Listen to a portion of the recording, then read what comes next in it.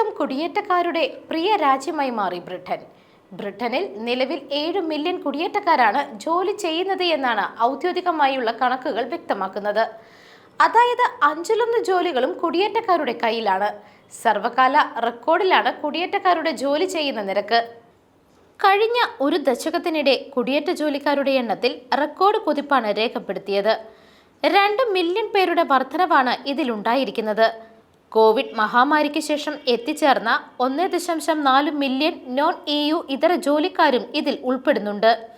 ഇതേ കാലയളവിൽ EUവിൽ ജനിച്ച ജോലിക്കാരുടെ എണ്ണം 2,30,000 പേരുടെ കുറവ് നേരിട്ട് 2.2 മില്യണിലേക്ക് താഴ്ന്നതായി നാഷണൽ സ്റ്റാറ്റിസ്റ്റിക്സ് ഓഫീസ് റിപ്പോർട്ട് ചെയ്യുന്നു.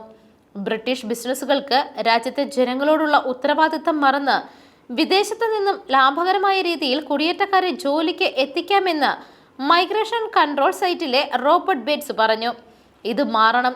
ഉയർന്ന യോഗ്യതകളും ഉയർന്ന വരുമാനവുമുള്ള സമ്പദ് വ്യവസ്ഥയെ സൃഷ്ടിക്കാൻ ഇക്കാര്യങ്ങൾ മാറ്റണമെന്നും ഗേറ്റ്സ് ആവശ്യപ്പെട്ടു. കുടിയേറ്റ ജോലിക്കാരുടെ എണ്ണം വളരെ കൂടുതലാണെന്നും അത് താഴ്ത്തണമെന്നുമാണ് പ്രധാനമന്ത്രി കീർ സ്റ്റാർമർ കരുതുന്നത് എന്ന് നമ്പർ 10 പ്രതികരിച്ചിട്ടുണ്ട്.